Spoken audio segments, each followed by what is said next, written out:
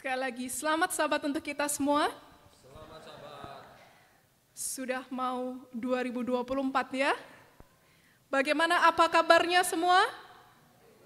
Luar biasa, puji Tuhan. Well, Anjas Moro memiliki peran yang begitu besar di dalam hati saya. Karena dari sejak saya dipanggil anak Priska, adik Priska, saudari Priska, sampai sekarang Ibu Priska, ya, masih mempunyai peran yang begitu besar. Karena memang saya lahir dan besar di jemaat ini, tetapi memang setelah kuliah ada panggilan Tuhan untuk melayani sebuah penginjilan kesehatan masih di Surabaya, di Jemaat Seng Ming Chen atau Klub Sehat di Surabaya. Tetapi sungguh satu kebahagiaan yang luar biasa. Dan tadi sebenarnya di awal saya sangat terharu, ya boleh kembali lagi walaupun di suasana yang berbeda. Bagi Bapak Ibu yang mungkin belum pernah kita bertemu, dan juga wajah-wajah lama yang sudah saya kenal, sekali lagi selamat Sabat, senang bisa bertemu kembali memuji Tuhan bersama-sama di jemaat ini. Dan sepanjang hari ini, dari khotbah siang ini juga sampai nanti sore, kita akan membahas mengenai musik, karena memang musik adalah salah satu bagian yang penting di dalam ibadah kita, dan adalah sangat baik untuk kita di-refresh kembali. Ya, apa sih pentingnya menyanyi dan mengapa Tuhan mengajak kita semua untuk menyanyi? Baiklah, sekali lagi kita berdoa terlebih dahulu untuk meminta pertolongan Tuhan. Bapa yang terkasih, terima kasih Tuhan sekali lagi buat kesempatan kami boleh berbakti memuji nama-Mu, dan kami siap Tuhan untuk mendengar firman-Mu. Berbicaralah melalui hamba-Mu, ajar kami untuk mengerti, dan ajar kami untuk mengaplikasikan apa yang menjadi kehendak-Mu. Terima kasih Bapa sekali lagi untuk semuanya, hanya dalam nama Tuhan Yesus kami berdoa, amin. I will sing, ini saya ambil dari ayat inti kita, aku hendak menyanyi. Ya, tadi kita sudah baca dari ayat bersautan dan juga ayat inti, aku hendak menyanyi seumur hidupku. Jadi dari kita anak-anak, ya, remaja sampai dewasa, bahkan sampai lansia, Tuhan mengajak kita untuk menyanyi, ya, terlebih menyanyi memuji Tuhan. Nah, saya ingin membuka pikiran kita berangkat dari sebuah kisah yang sebenarnya kita sudah sangat familiar, ya, yaitu kisah Paulus dan Silas yang tertulis di dalam Kisah Para Rasul pasal 16, di mana itu kisah itu cukup epic, ya, epic itu maksudnya sungguh sangat luar biasa, ya, bagaimana kisah waktu Paulus dan Silas dimasukkan ke dalam penjara. Ya, karena sebenarnya bukan kesalahan mereka, ya, tapi dimasukkan ke dalam penjara dan kemudian mereka dibelenggu, dipasung, dan kemudian mereka menyanyi, memuji Tuhan, berdoa. Tiba-tiba ada gempa bumi yang begitu dahsyat sampai akhirnya belenggu-belenggu mereka itu lepas semua, ya. Dan bahkan sebenarnya mereka punya kesempatan untuk kabur dari penjara itu, karena sebenarnya mereka di penjara bukan karena kesalahan mereka, ya. Nah, kita akan flashback sedikit kenapa Paulus dan Silas sampai dimasukkan di penjara, ya. Jadi, kita tahu bahwa Paulus ini dipanggil oleh Tuhan untuk mengabarkan Injil seperti tadi yang sempat disampaikan di pelayanan perorangan oleh pendeta muda kita, bahwa Paulus ini keliling dari satu kota ke kota lainnya untuk mengabarkan Injil. Dan tiba di Kisah Para Rasul 16 itu tiba di Filipi, ya. Dan Paulus ini mengabarkan Injil, kadang bukan hanya mengabarkan Injil, ya, tapi bisa sampai mengusir setan. Nah, salah satunya itu di Kisah Para Rasul pasal 16 ini. Jadi pada waktu itu Paulus berjalan dari satu kota dan sampai di Filipi, kemudian dia menemukan sebuah tempat yang suka menyembah berhala. Ya, dan di situ ada perempuan-perempuan yang pekerjaannya adalah penenung. Ya, kalau zaman sekarang kita lebih kenalnya dukun. Ya, nah, singkat cerita, ada seseorang yang mengikuti Paulus pada waktu dia mengabarkan Injil, dan mereka mengatakan, oh ini orang-orang dari Tuhan. Ya. Tetapi walaupun orang ini mengatakan seperti itu, tapi sebenarnya sedang mengejek si Paulus. Ya, sebenarnya sedang mengejek si Paulus, tapi Paulus awalnya masih ditahan-tahan dulu. Ya. Sampai suatu ketika Paulus tidak tahan, ya, dan dengan gerakan Roh Kudus, Paulus tahu bahwa sebenarnya orang ini sedang dirasuki setan. Sedang dirasuki setan. Sampai akhirnya dengan kuasa Roh Kudus juga, Paulus bisa mengusir setan dari perempuan yang mengejek-ngejek Paulus ini. Nah, singkat cerita, kabar itu tersebar luas, ya, dan akhirnya mereka ini dilaporkan karena orang-orang jadi tahu, oh ternyata ada yang lebih berkuasa, yaitu Tuhan, bukan dukun-dukun ini. Nah, karena dukun-dukun ini ketahuan seperti itu, dia takut kehilangan pekerjaan. Akhirnya dia dilaporkan, akhirnya Paulus dan juga waktu itu bersama dengan Silas, dia didera itu artinya dicambuk. Ya. Jadi ini bukan hanya sekedar dijebloskan ke penjara, tapi dicambuk dulu. Lalu kemudian dilemparkan ke dalam penjara, dan ini bukan penjara biasa. Ya, tadi sudah disebutkan di jam pelayanan perorangan, bahwa penjara zaman dulu itu adalah penjara bawah tanah, gelap, dingin, lembab. Ya, tidak layak untuk sebenarnya orang hidup di situ. Tapi itulah yang kejadian dialami oleh Paulus, sudah sakit fisik, ya, dia masih dilemparkan ke dalam penjara dan juga dipasung. Ya, dipastikan supaya Paulus dan Silas tidak lari kemana-mana. Tetapi, nah ini luar biasanya, ya. Ini kalau film-film, ini mulai dramanya, ya, mulai lebih meningkat lagi. Jadi di kepala penjara itu sudah biasa mendengar orang-orang itu teriak-teriak kesakitan, ya. Karena banyak dari mereka yang sebelum dimasukkan penjara juga dicambuk, ya. Jadi kepala penjara itu sering sekali mendengar suara jeritan-jeritan orang, kesakitan siang hari, malam hari, ya. Kemudian teriak-teriak minta tolong untuk keluar dari penjara. Jadi suasananya tuh sudah gelap, dingin, serem, ya. Aduh, pokoknya sangat tidak enak di situ. Bahkan bekerja menjadi seorang kepala penjara pun sebenarnya tidak enak, ya. Tetapi gantinya mendengar teriakan-teriakan itu, tiba-tiba kepala penjara ini mendengar nyanyian. Ya, saya nggak tahu, tidak dituliskan apa yang dinyanyikan karena tidak dituliskan di dalam Alkitab. Tapi mungkin kita boleh berpikir, mungkin seperti lagu tadi yang dinyanyikan. Dia tahu semua yang kita lalui. Mungkin itu yang dinyanyikan oleh Paulus. Ya, tapi saya yakin dan percaya ini adalah nyanyian yang indah karena sampai mengambil perhatian dari penghuni-penghuni penjara dan juga kepala penjara. Jadi ini sesuatu yang aneh. Tidak pernah mereka saksikan sebelumnya, ya. Dan selain menyanyi puji-pujian, Paulus dan Silas juga berdoa kepada Tuhan. Dan rupanya itu disuarakan sehingga orang-orang lain juga boleh mendengar. Ya. Dan setelah itu, singkat cerita, tiba-tiba ada gempa bumi dan terbukalah belenggu-belenggu dari semua yang ada di situ, pintu-pintu penjara semua terbuka, dan sebenarnya Paulus dan Silas bisa kabur pada waktu itu, ya. Tetapi kita tahu ceritanya bahwa mereka tidak kabur dan kemudian sampai mereka bisa mengabarkan Injil kepada kepala penjara tersebut. Nah, tetapi saya ingin memfokuskan pelajaran kita, renungan kita pada siang hari ini, bagaimana Paulus dan Silas di tengah-tengah kehidupan yang sangat sulit, tidak masuk di akal, di penjara bukan karena kesalahannya, tetapi dia masih bisa berdoa dan menyanyi puji-pujian kepada Allah. Coba kita flashback ke kehidupan kita pribadi. Kita pasti orang yang punya masalah, ya. Selama kita hidup dunia pasti ada masalah, ya. Coba kita ingat-ingat, kalau ada datang masalah, apa yang keluar di dalam pikiran atau perkataan kita pertama?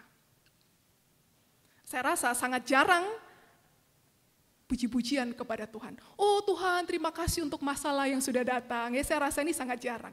Ya, tapi biasanya adalah, kok gini Tuhan? Bukannya saya sudah setia, tapi kok gini Tuhan? Ya, biasanya kita ngomel, ya. Biasanya kita mengeluh. Bahkan ada orang yang sampai mempersalahkan Tuhan, bahkan ada yang sampai meninggalkan iman dan lain sebagainya. Tapi kita belajar dari kisah Paulus dan Silas. Di tengah-tengah kehidupan yang begitu sulit, ya, karena kehidupan Paulus itu saya rasa tidak pernah mudah, ya. Pertemuannya dengan Tuhan dia sampai buta, ya. Penginjilannya di kota-kota itu bukan sesuatu hal yang mudah, ya. Dia banyak sekali keluar masuk penjara, tetapi dia berdoa dan yang keluar dari bibirnya adalah nyanyian puji-pujian kepada Tuhan. Nah, kita bersyukur mempunyai roh nubuat dan dituliskan lebih detail di dalam buku Acts of the Apostles. Para rasul menderita penyiksaan yang ekstrim karena mereka ditinggalkan pada posisi yang menyakitkan. Nah, mereka ditinggalkan pada posisi yang menyakitkan ini bukan karena kesalahannya mereka, bahkan karena mereka mengabarkan Injil, ya. Tapi mereka ada di posisi yang menyakitkan. Kalau kita mengalami masalah atau sakit penyakit karena kesalahan kita sendiri, oke, fair, ya. Tetapi mereka benar kehidupannya, tapi ditinggalkan pada posisi yang menyakitkan. Tapi sebaliknya, di dalam kegelapan dan kehancuran penjara bawah tanah, mereka saling menguatkan satu sama lain dengan kata-kata doa dan nyanyian pujian kepada Allah. Pertanyaannya, kok bisa? Mengapa? Ya, karena ini sudah, kalau buat saya pribadi sudah di luar akal manusia. Ya, ini jawabannya. Hati mereka dikuatkan oleh kasih yang dalam dan sungguh-sungguh bagi pekerjaan Sang Juru Selamat mereka. Mereka telah terbiasa mendengar jeritan dan erangan, kutukan dan umpatan memecah keheningan malam, tetapi mereka, kepala penjara dan juga penghuni penjara, belum pernah mendengar ucapan doa dan pujian naik dari dalam sel penjara yang suram itu. Jadi sebenarnya sepanjang renungan kita pada siang hari ini, saya ingin membawa pikiran kita, ya kita sudah terbiasa mungkin menyanyi dengan baik, ya. Setiap Sabat, Rabu malam, Vesper dan lain sebagainya, kita adalah orang-orang yang terbiasa menyanyi. Tapi saya mau membawa pikiran kita ataupun merefresh pikiran kita bahwa puji-pujian yang kita sembahkan kepada Tuhan harus berasal dari dalam hati yang mengerti akan kasih yang dalam dan sungguh-sungguh karena Tuhan Juru Selamat kita. Nah, nanti kita akan belajar lebih lanjut bagaimana caranya. Ya. Nah, tapi saya ingin share dulu sebuah pengalaman di tahun 2017. Ya. Mungkin pengalaman saya tidak seberat Paulus atau Silas ataupun Yesus sendiri. Ya. Tetapi tahun 2017 merupakan tahun yang cukup berat bagi keluarga kami, karena pada waktu itu di awal tahun 2017, mama saya, almarhum Ibu Magda yang sebenarnya juga anggota jemaat Anjas Moro, didiagnosa kanker, dan di tahun yang sama, tahun 2017 bulan Agustus, beliau dipanggil Tuhan untuk beristirahat sementara. Nah, selama sekitar 5 bulan itu kami melakukan yang terbaik ya dari pola hidup sehat maupun secara medis juga, dan sempat 3 bulan dirawat di Malaysia. Nah, pada waktu itu untungnya saya sudah selesai bersekolah, jadi saya pulang dan diberi kesempatan untuk merawat ibu saya di Malaysia, jadi kita selama 3 bulan di sana. Tapi ayah saya karena masih bekerja, masih ada tanggung jawab, jadi setiap weekend datang ke Malaysia, kemudian pulang lagi, Senin sampai Jumat, sampai Kamis bekerja, Jumat, Sabtu, Minggu di Malaysia. Pengalaman itu tidak akan bisa saya lupakan, ya, walaupun berat. Tetapi ada satu hal yang sangat membekas juga dalam hati saya. Setiap kami berkumpul weekend, khususnya di hari Sabat, ya mama saya tidak bisa pergi ke gereja gitu karena kondisi yang sangat lemah. Jadi kita ibadah keluarga di dalam kamar rumah sakit, ya dengan infus dan lain sebagainya. Tapi ayah saya waktu itu oke, walaupun kondisi apapun yang terjadi, kita harus tetap berbakti, kita harus tetap menyanyi, kita membaca firman Tuhan. Dan ada sebuah lagu yang beberapa kali kami nyanyikan bersama-sama pada waktu itu, yaitu lagu Syian 508, Tuhan beri kami setia selalu. Dan satu ketika, sebelum Papa saya mengajak kita bertiga untuk menyanyi, Papa saya katakan, coba perhatikan kata-katanya, khususnya yang saya beri merah. Tinggal dalammu, percaya teguh. Dan di ayat yang kedua, setia dan tekun dalam apapun. Sehat, sakit, kaya, miskin, apapun, setia dan tekun. Dan waktu itu ayah saya mengajak kita menyanyi, dan dikatakan, ayo kita menyanyi sungguh-sungguh. Ya, sehingga pada waktu kalimat-kalimat itu, kita menyanyikan dengan dari dalam hati, setia dan tekun dalam apapun. Dan hal itu terucap dari bibir mama saya dalam kondisi yang lemah, tapi dia katakan, puji Tuhan, sangat dikuatkan. Di dalam kondisi yang begitu lemah, fisik boleh kalah, ya, tetapi mental dan secara kerohanian, percaya kepada Tuhan, bahkan meminta untuk setia dan tekun di dalam apapun. Nah, pengalaman ini saya rasa juga dialami oleh Paulus dan Silas. Mungkin kalau sudah ada lagu ini di zaman Paulus dan Silas, wah, saya rasa itu puji pujiannya akan sangat luar biasa. Karena setia dan tekun dalam apapun, di dalam penjara maupun di luar penjara, di dalam kondisi apapun. Dan rupanya, nah ini karena pengalaman kami pribadi, kami sudah merasakan sendiri bagaimana nyanyian puji-pujian itu boleh menguatkan kami. Rupanya ini juga dikuatkan oleh penelitian. Ya, nah kita coba baca bersama-sama ya, sebuah penelitian yang dimuat di National Library of Medicine tentang grup menyanyi oleh pasien kanker, perawat, penjaga, dan mereka yang berduka. Nah ini sangat menarik. Menyanyi di dalam grup telah disebutkan sebagai intervensi yang sesuai bagi mereka yang dipengaruhi oleh penyakit kanker untuk mendukung kebutuhan psikososial. Hanya dengan 70 menit menyanyi, jadi 1 jam 10 menit, telah ditemukan berhubungan dengan perubahan emosional, termasuk mengurangi ketakutan yang dinilai secara pribadi, kemarahan, kebingungan, kesedihan, ketegangan, kelelahan, kecemasan dan stres, dan peningkatan dalam energi, kebahagiaan, relaksasi, dan hubungan sosial. Ya, jadi ini penelitian memang dilakukan khusus untuk mereka para penderita kanker. Nah, tapi saya rasa ini bisa diaplikasikan juga ke yang lain-lainnya. Ya, dan dari penelitian ini dikatakan mereka semua yang menyanyi, dan mereka harus turut menyanyi, ya, nggak bisa hanya sebagai pendengar. Ya, ini semua mereka harus menyanyi, merasakan semua manfaat-manfaat itu tadi. Ya, bahkan bukan hanya pasiennya, perawatnya, penjaganya, dan orang-orang yang lain. Dan dilanjutkan, intervensi 3 bulan menyanyi bagi penderita kanker paru-paru telah diperlihatkan memiliki hubungan dalam meningkatkan vitalitas dan kesehatan mental secara menyeluruh bagi para penjaga dan mereka yang berduka. Penelitian kualitatif selanjutnya mengidentifikasi peningkatan rasa percaya diri dan penghargaan diri di antara mereka yang terkena penyakit kanker yang menyanyi di dalam paduan suara, juga kelepasan stres, persahabatan, dan perasaan dihargai di antara staf kanker. Ya, jadi ini penelitian sampai dibuat, ya, dan ada hasil yang sangat luar biasa.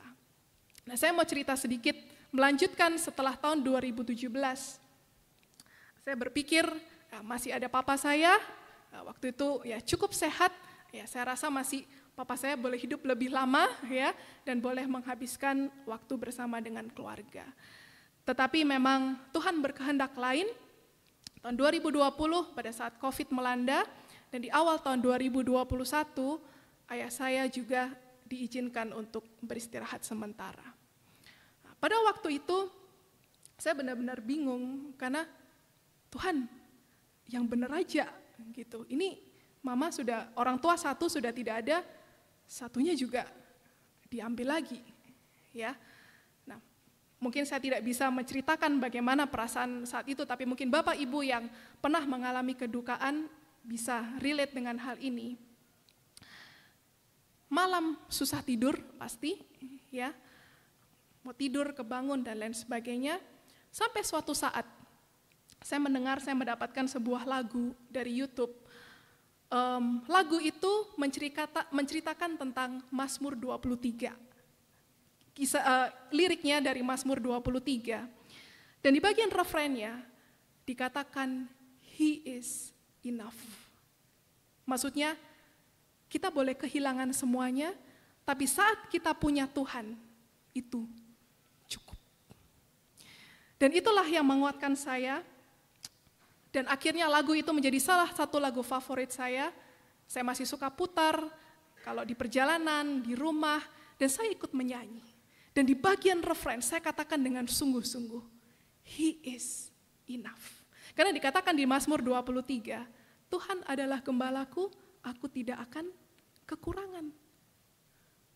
Tidak ada orang tua, mungkin lagi dalam masalah, selama punya Tuhan, itu cukup.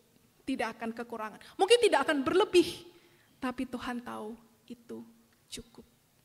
Saya rasa inilah juga yang dialami oleh Paulus dan Silas. Inilah juga yang dialami oleh pasien-pasien kanker yang menyanyi bersama-sama. Jadi kita lihat bagaimana bukan hanya dari Alkitab, tapi juga secara medis dibuktikan bahwa nyanyian memuji Tuhan dari dalam hati yang begitu mengucap syukur memiliki dampak yang luar biasa. Makanya tidak heran di dalam Alkitab beberapa kali Tuhan dicantumkan di dalam Alkitab, khususnya di kitab Mazmur. Aku akan menyanyi, aku akan memuji Tuhan, aku akan bermazmur.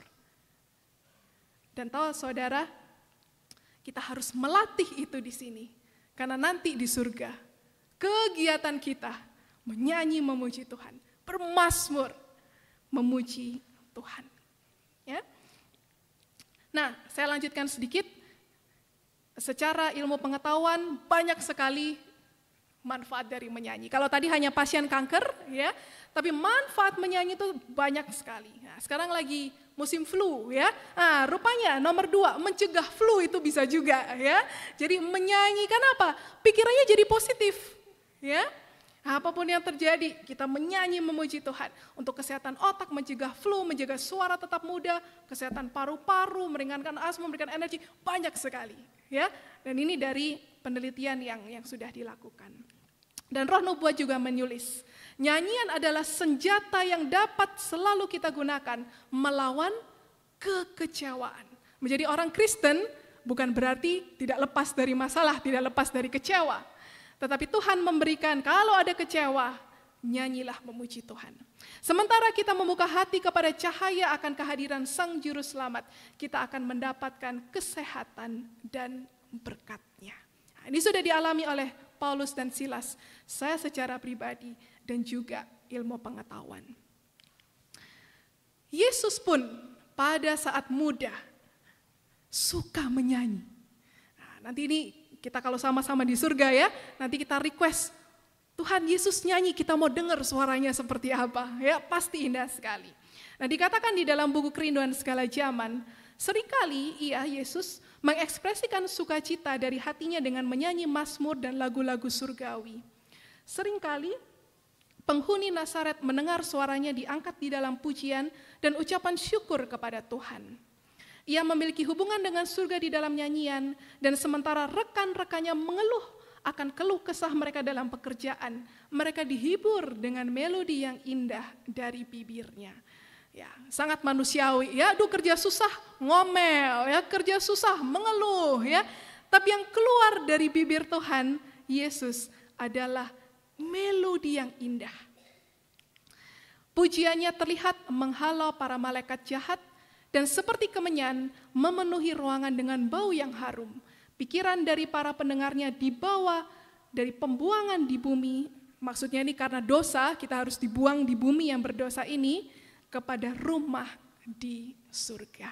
Ya, kita sudah melihat Yesus sendiri pun, nah kalau Yesus sudah melakukan, itu berarti teladan bagi kita semua. Ya, dan bukan hanya sekedar menyanyi, tapi benar-benar dari dalam hati kita. Nah, sebentar ini kita akan melihat sebuah video singkat, ini sangat luar biasa sekali, yang berjudul Malaikat Tidak Bernyanyi Seperti Ini, atau judul aslinya Angels Don't Sound Like This. Nah, ini adalah sebuah kisah yang dialami secara nyata oleh Nyonya White dan kemudian disaksikan oleh keluarganya secara khusus, ya, tentang penyanyi. Dan setelah itu kita akan belajar beberapa poin dari video ini dan nanti kita akan praktek bersama-sama. Saya persilahkan tim IT.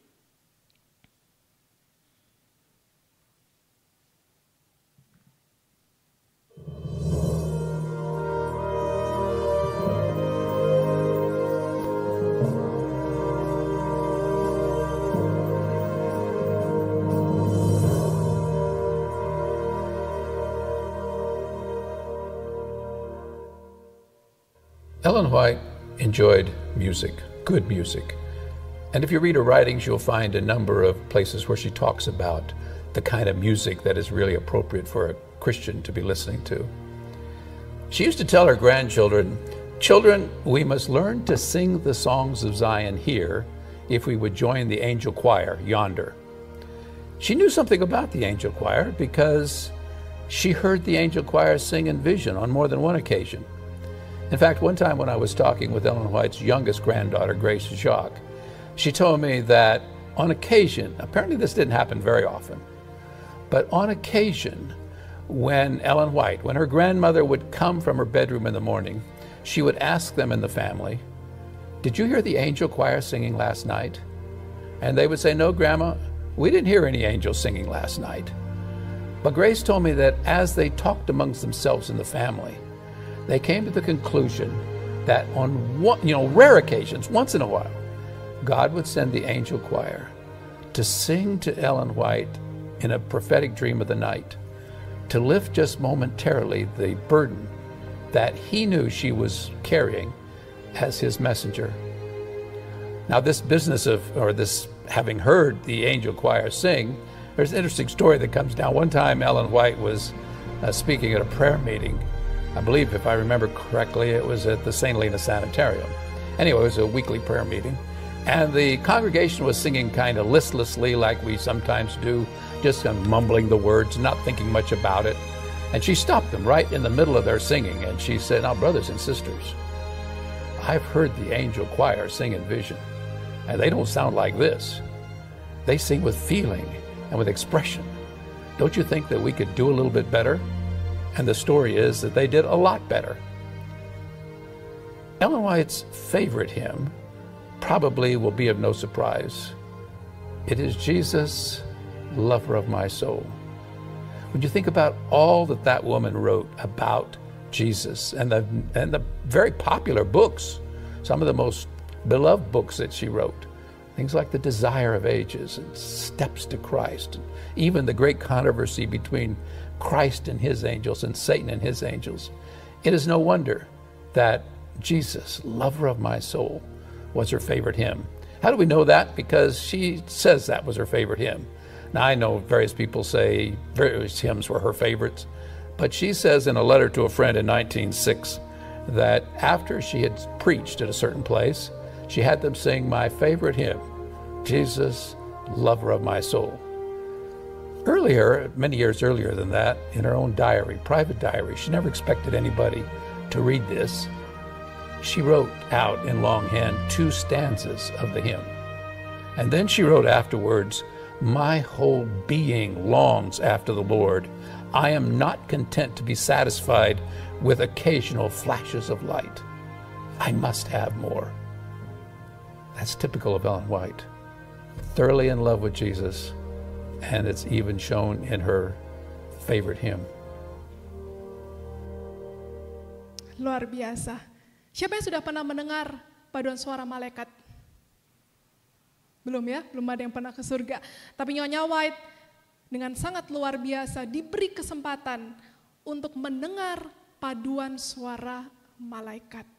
Dan hal itu digunakan Tuhan untuk menguatkan, karena hidup Ellen White juga bukan hidup yang mudah.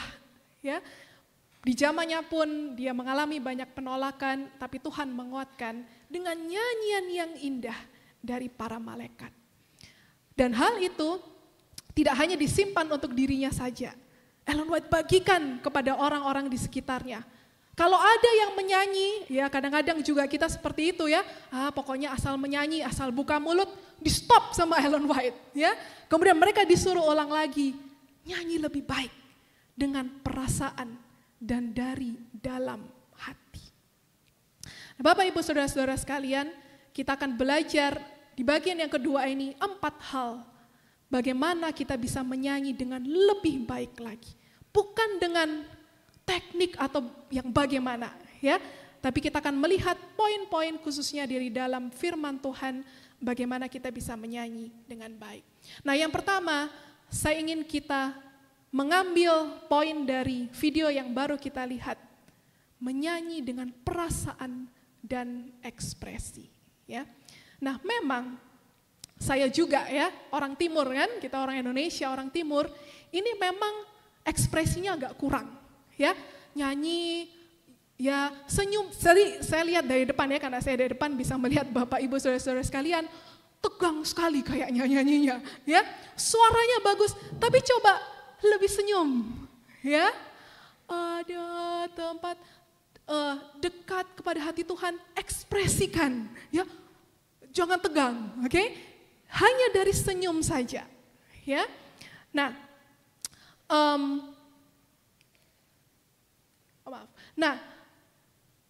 di dalam 2 Tawarik 7 ayat 3, ya, ini adalah kisah di mana para orang Israel pada saat itu sudah selesai membangun bait suci dan ada ibadah pentabisan dan dipimpin oleh Raja Salomo, dan semua mereka salah satu yang dilakukan adalah menyanyi memuji Tuhan. Ya, dan persembahan ibadah mereka itu diterima oleh Tuhan, dan puji-pujian mereka itu dikatakan mereka tersungkur di lantai lalu menyembah serta memuji Allah karena Ia baik dan kasih-Nya kekal abadi. Jadi poin pertama, bagaimana kita bisa menyanyi dengan perasaan dan ekspresi. Dari dalam hati kita harus ada perasaan dan pengalaman kasih Tuhan. Ya, saya yakin dan percaya setiap dari kita walaupun berbeda-beda, tapi pasti pernah punya pengalaman bersama dengan Tuhan.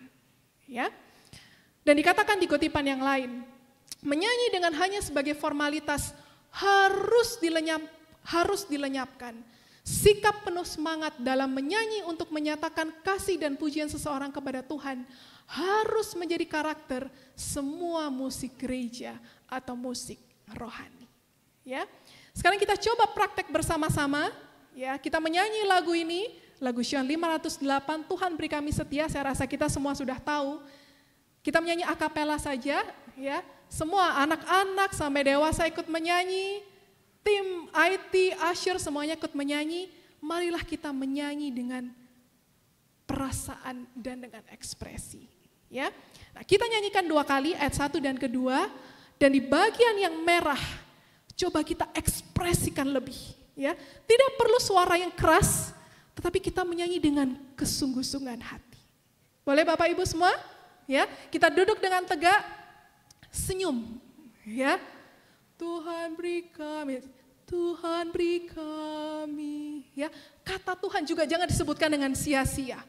Tuhan katakan dengan kesungguh-sungguhan hati. Ya, Tuhan beri kami, sama-sama semua. Tuhan beri kami setia selalu. Cepat sedikit. Hingga memandang mulia-Mu, tinggal dalam. Ekspresikan. Percaya teguh, Tuhan beri kami setia selalu. Lebih senyum. Tuhan beri kami setia selalu hingga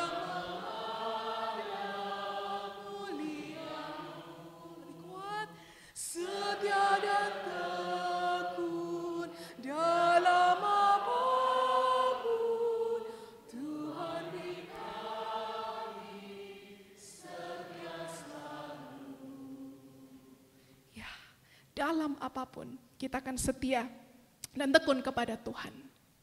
Nah, lagu berikutnya adalah lagu yang kita nyanyikan setiap Sabat, khususnya di Jemaat Anjas Moro, yaitu Ada Tempat Tenang Teduh. Ya, nah nanti kita akan menyanyi bersama sampai ayat yang ketiga, karena ayat pertama sudah biasa ya, kita akan coba nyanyi ayat yang ketiga. Tapi sebelumnya saya ingin menceritakan kisah di balik lagu ini supaya kita nyanyinya lebih berperasaan dan berekspresi.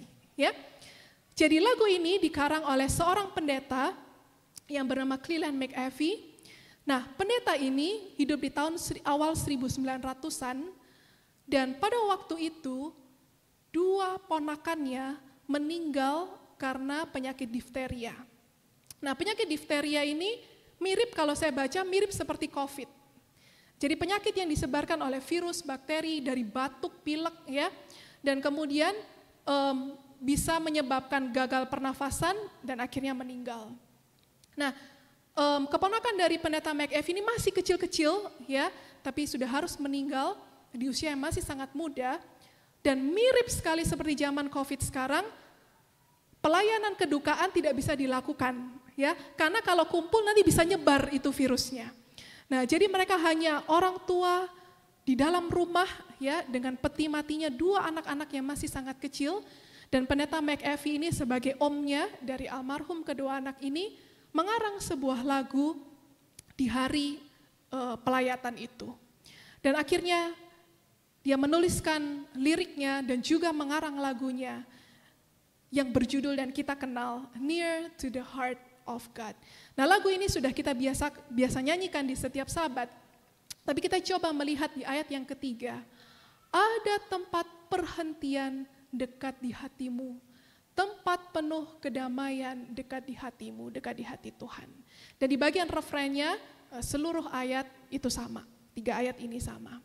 Ya, nah mari kita coba menyanyikan kembali sambil kita mengingat-ingat pengalaman kita berjalan bersama Tuhan susah, ya, tetapi kita beroleh kedamaian. Ya, kita coba nyanyikan bersama-sama. Kita duduk dengan tegak, ya. Senyumnya ekspresikan ya perasaan damai bersama dengan Tuhan. Ada tempat dan di bagian yang refrain kita akan nyanyikan lebih kuat dan sedikit lebih cepat ya, supaya ada ekspresi yang berbeda yang boleh kita nyanyikan. Oke? Ada tempat sama-sama semua.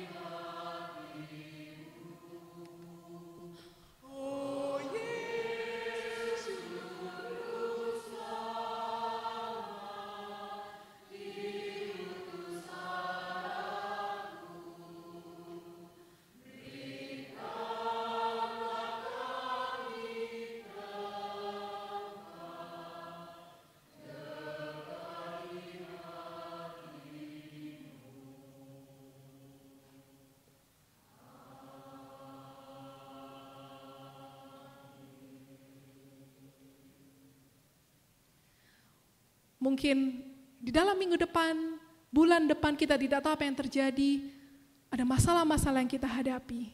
Menyanyilah memuji Tuhan. Dan kiranya lirik-lirik ini, sebenarnya lirik ini adalah firman Tuhan, boleh menguatkan hati dan pikiran kita. Baik, itu poin yang pertama. Yang kedua adalah menyanyi dengan roh dan akal budi. Sebuah ayat yang sudah sangat familiar, 1 Korintus 14 ayat 15. Aku berdoa dengan roh dan akal budi, aku juga menyanyi memuji Tuhan dengan roh dan akal budi. Ya, jadi menyanyi adalah sama dengan doa, dan kita juga menyanyi dengan roh dan akal budi. Dikatakan di dalam sebuah kutipan, ketika manusia menyanyi dengan roh dan akal budi, para musisi surga mengambil nada dan turut di dalam lagu-lagu ucapan syukur.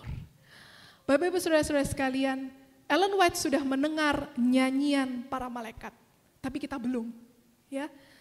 Tetapi tanpa sepengetahuan kita, saat kita menyanyi dengan roh dan akal budi, kita sementara bernyanyi bersama dengan para penghuni surga, musisi-musisi surga. Ya, nah kita mungkin sekarang tidak bisa merasakan bagaimana, tapi nanti di surga kita dapat merasakannya. Seorang pasangan Sivila Martin dan Walter Martin adalah seorang pekerja Tuhan, pekerja penginjil Tuhan, pengabar Injil bagi Tuhan, dan mereka selalu ditempatkan di tempat-tempat yang jauh, ya. Dan suatu ketika mereka diundang untuk berbicara di sebuah tempat, dan waktu itu kendaraan belum secanggih sekarang, jadi mereka harus bepergian dengan cara yang dengan kereta kuda, apalagi di musim salju, ya, cukup susah. Nah, suatu ketika suaminya Walter Martin ini mendapat sebuah panggilan untuk mengabarkan Injil untuk ya di sebuah kota yang lain, tapi istrinya Sivila waktu itu lagi sakit, ya. Dan akhirnya mereka berbincang dan kemudian mereka pikir, apa saya batalkan aja, ya, karena Sivila sakitnya cukup berat waktu itu, nanti susah komunikasi dan bantuan cukup susah. Jadi mereka berpikir untuk membatalkan undangan khotbah itu. Nah, rupanya pada waktu mereka sementara mengobrol, anaknya mereka yang waktu itu masih remaja, masih kecil, nguping, dengar pembicaraan orang tuanya, dan akhirnya anak ini katakan kepada ibunya, "Ibu, kalau memang Tuhan mengundang atau mengutus ayah untuk pergi melayani di tempat yang lain, dan ibu sakit, bukankah Tuhan akan menjaga ibu?" Dan kata-kata itu sangat membekas di hati ibunya. Di dalam bahasa aslinya, God will take care of you. Dan itu diterjemahkan di dalam lagu Sion kita nomor 88, Tuhan peliharakan. Nah, inilah kisah di balik lagu ini. Jadi pada waktu kita menyanyi, coba kita ingat-ingat pengalaman-pengalaman kita yang mungkin dialami seperti Sivila dan juga Walter Martin. Tapi dalam apapun itu, ya, seorang iman anak kecil ini mengatakan, bukankah Tuhan akan take care of you? Bukankah Tuhan akan peliharakan kamu? Coba kita menyanyi bersama-sama lagu ini, ya, dengan ekspresi, dengan roh dan akal budi, ya. Saya rasa kita semua sudah tahu lagu ini, mungkin sudah sering menyanyikan, tapi sahabat ini kita menyanyikan dengan hati yang baru, ya, dengan hati yang lebih percaya Tuhan akan peliharakan kita. Kita akan menyanyikan satu ayat saja, dan di bagian refrain nanti kita menyanyikan sedikit lebih kuat, ya, karena inilah menjadi inti dari lagu ini. Tetapkan hatimu, tentu Tuhan peliharakan, dan pemeliharaan Tuhan itu seumur hidup kita. Oke, nah, kita menyanyi jangan terlalu lambat, ya, supaya satu kalimatnya kita bisa nyanyikan dengan baik, ya. Janganlah takut kesusahan, sama-sama semua. Janganlah takut kesusahan, Tuhan peliharakan. Pada Tuhan ada lindungan, Tuhan peliharakan. Lebih kuat.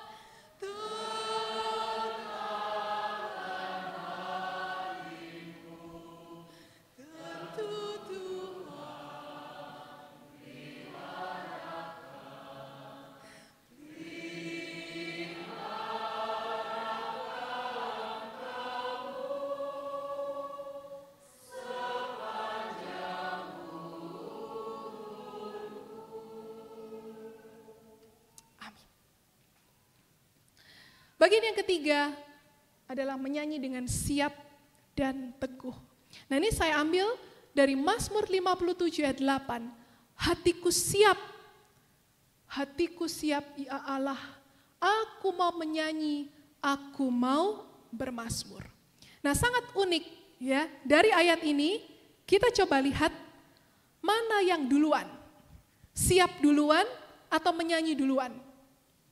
Siap duluan, ya. Jadi artinya sebelum menyanyi kita harus siap dulu. Kita tahu lagu apa yang dinyanyikan, pikiran hati kita semua dipersiapkan dulu untuk menyanyi memuji Tuhan. Dan di sebuah komentari dikatakan, mengapa ini sampai siapnya 2 kali? Ya, hatiku siap ya Allah, hatiku siap. Dikatakan hatinya teguh dan pasti, ia tidak bimbang di dalam tujuannya atau bersandar ke satu sisi dan ke sisi yang lain. Ia siap untuk memuji Dia dan berhati teguh untuk memuji Dia. Jadi artinya sebelum menyanyi kita siap, dan sepanjang menyanyi kita teguh menyanyi memuji Tuhan. Ada seorang lelaki yang masih muda yang bernama Dudley. Ya, nah Dudley ini juga adalah seorang pekerja untuk Tuhan juga. Ya, tetapi memang usianya tidak panjang, mungkin hanya 30-an tahun. Karena waktu itu dia meninggal karena sebuah kecelakaan. Nah, jadi pada waktu itu masa liburan, dan kemudian Dudley ini pergi mengunjungi saudaranya yang punya ladang jagung. Nah, di ladang jagung itu ada alat-alat berat yang digunakan untuk proses dari jagung itu ya, setelah dipanen dan lain sebagainya.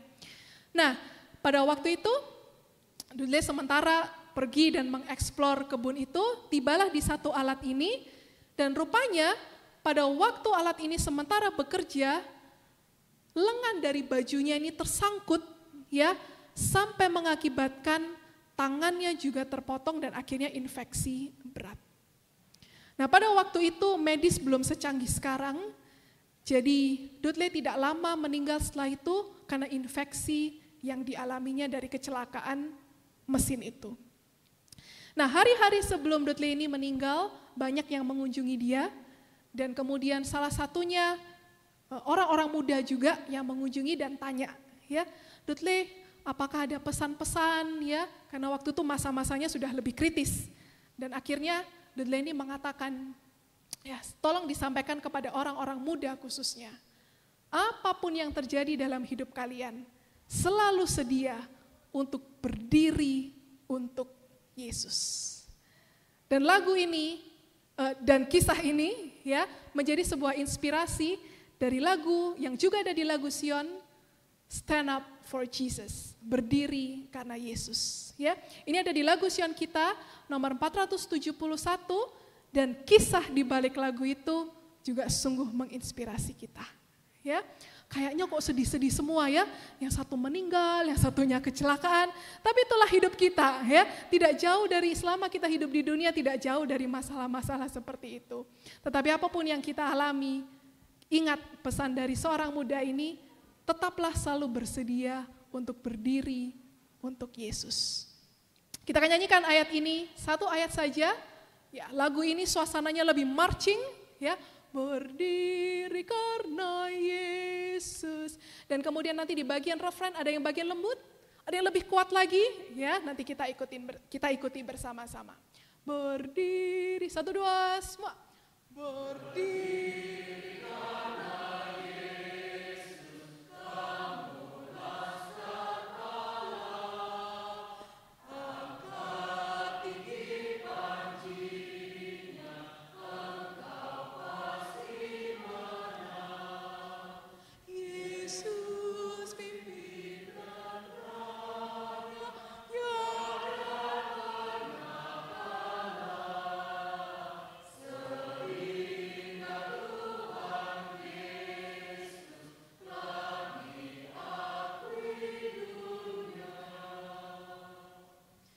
setiap kali kita dalam kehidupan tergoda untuk tidak mengutamakan Yesus, ingatlah, dalam apapun kita harus berdiri untuk Yesus. Dan di bagian yang keempat adalah dengan ucapan yang jelas. Sebuah kutipan mengatakan, melodi dari nyanyian dituangkan dari dalam banyak hati di dalam ucapan yang jelas adalah salah satu alat Tuhan dalam pekerjaan menyelamatkan jiwa-jiwa. saya memberikan kesaksian terakhir. Pada waktu itu, ini kesaksian yang diceritakan karena saya tidak mengalami sendiri. Jadi pada waktu itu masih kisah dari ibu saya setelah berobat dari Malaysia, pulang ke Surabaya, ada hidup beberapa bulan dan sempat menginjakan kaki di gedung Anjasmara yang baru. Ya, tapi waktu itu masih di lantai 2 ibadahnya karena belum selesai sampai di atas. Pada waktu itu sudah beberapa bulan tidak pernah pergi ke gereja ya karena sakit, tapi pada waktu itu cukup kuat dan akhirnya datang beribadah. Ya walaupun tidak full, tapi datang beribadah di dalam gereja bersama-sama dengan jemaat Tuhan. Dan rupanya di dalam satu puji-pujian ya nyanyian jemaat, ada teman saya yang berdiri di seberang agak belakang ya. Jadi bisa melihat ucapan dan juga ekspresi dari wajah ibu saya. Dan teman saya katakan, wah Pris, luar biasa sekali. Aku tadi lihat Tante Magda ya menyanyi dengan sungguh-sungguh. Ucapannya itu sangat jelas ya, menyanyi dengan penuh perasaan, menyanyi dengan penuh ekspresi. Dan akhirnya teman saya katakan, jadi saya juga jadi lebih semangat untuk menyanyi memuji Tuhan ya. Karena mamamu waktu itu sakit begitu Pris, bisa menyanyi dengan luar biasa. Aku juga mau menyanyi jadi lebih baik ya. Dan itu sangat menguatkan saya. Dan juga mengingat dari kutipan ini, hanya dengan menyanyi dengan ucapan yang jelas bisa menjadi salah satu alat Tuhan untuk menyelamatkan jiwa-jiwa. Mungkin kita tidak pergi keluar untuk menjadi evangelis atau yang lain, tapi dengan menyanyi sungguh-sungguh dengan ucapan yang jelas, Tuhan bisa gunakan untuk menyelamatkan jiwa-jiwa. Nah nanti sebagai lagu tutup, kita akan menyanyikan lagu Syion 188, Ku Sembah Juru Selamat. Nah sebenarnya lagu ini, judul aslinya adalah Ia Hidup atau He Lives, ya, yang dikarang oleh seorang bernama Alfred Henry Ackley. Nah, kisah ini diinspirasikan dari perjalanan Alfred, perjalanan kerohaniannya. Pada waktu itu dia menerima Tuhan di usia 20-an tahun, dan kemudian dia berbincang dengan seorang muda yang tidak percaya dengan Tuhan, tidak percaya dengan Yesus. Ya, karena dikatakan, Yesus itu hanya seorang Yahudi yang sudah menjadi debu, karena Yesus itu sudah mati. Ya, kemudian di acara yang lain, Alfred ini juga mengatakan bahwa Yesus itu juga sudah mati. Ya, jadi dikatakan seperti tidak ada pengharapan. Dan singkat cerita, Alfred ingin menyatakan bagaimana bahwa Tuhan itu sebenarnya hidup. Ya. Dan akhirnya dikatakan oleh temannya, tulislah dalam sebuah lagu. Dan akhirnya dari perjalanannya itu, dia menciptakan sebuah lagu yang sudah diterjemahkan ke bahasa Indonesia, Ku Sembah Juru Selamat yang hidup. Nah di bagian refrainnya, Yesus hidup sekarang dan selamanya, dengan aku ia jalan dan bercakap juga. Yesus hidup Juru Selamatku, dan ku tahu Yesus hidup karena Yesus hidup di hatiku.